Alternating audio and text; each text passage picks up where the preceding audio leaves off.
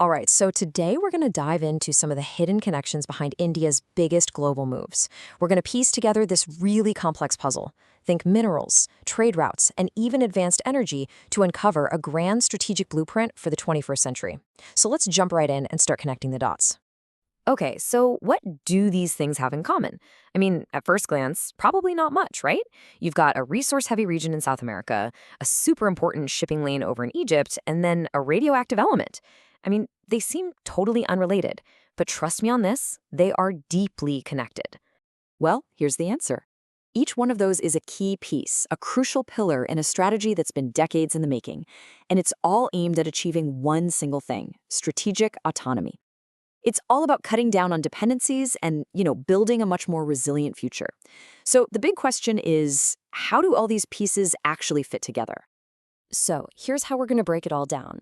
First up, we'll look at the global rush for critical minerals. Then we'll explore the ambitious new trade corridors being carved out.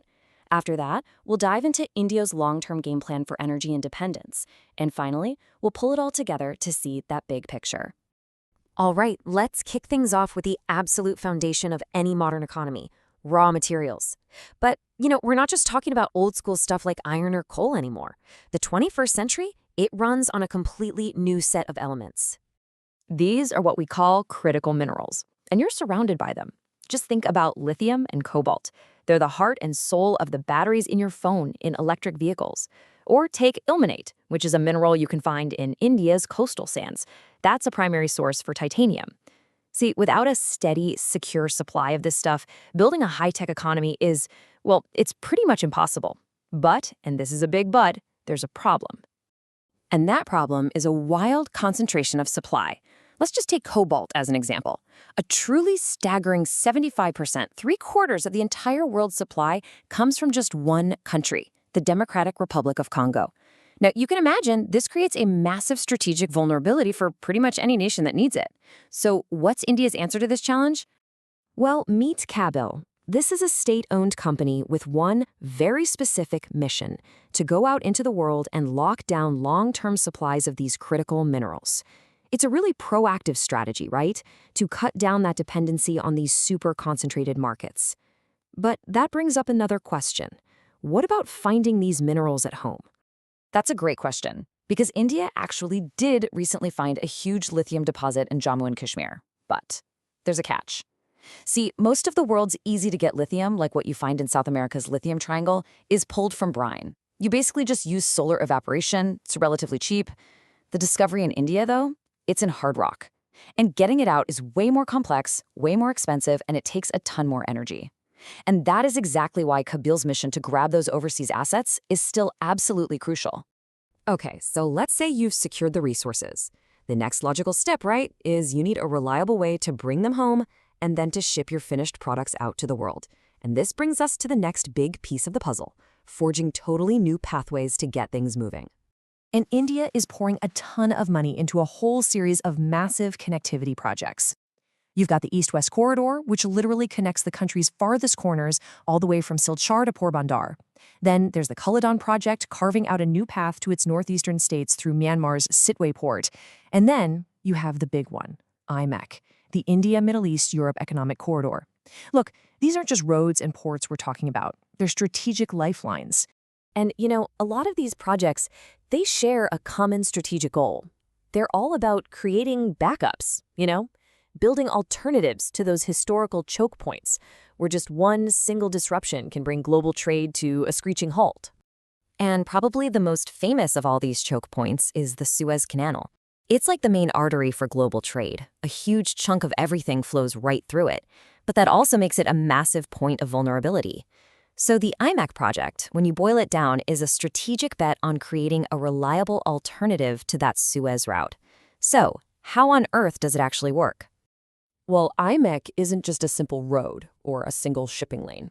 It's this really clever ship-to-rail network. Okay, follow me here. Goods leave India on ships and dock in the Gulf. From there, they get moved onto a brand new rail network that's going to cross Saudi Arabia and Jordan. That rail line connects all the way to Israel's Haifa port on the Mediterranean. And then, finally, the goods get loaded back onto ships for the last leg to Europe. It is complex, it is super ambitious, and honestly, it's a total game changer if they pull it off. Okay, so we've got our materials, we've got our trade routes. But what about the power? To run all the factories, to light up the cities that use all this stuff, you need just a staggering amount of energy. And this brings us to the third and maybe the most ambitious piece of this entire puzzle, a long-term vision for total energy independence. And this is it, India's three-stage nuclear power program, a vision that was actually laid out decades ago. So, stage one, that uses pretty standard reactor tech and natural uranium. But the really critical step is stage two. This uses something called fast breeder reactors. Now, these things not only use the plutonium from stage one, they do something, well, incredible. They also zap a blanket of thorium, basically transforming it into a brand new, powerful nuclear fuel. And all of this is just setting the stage for the grand finale, stage three, which is designed to run almost completely on India's own massive reserves of thorium. Now, the key to really wrapping your head around stage two is this quote. A breeder reactor is it's like a piece of nuclear alchemy. It generates power, sure, but while it's doing that, it actually creates more fuel than it consumes. Just think about that.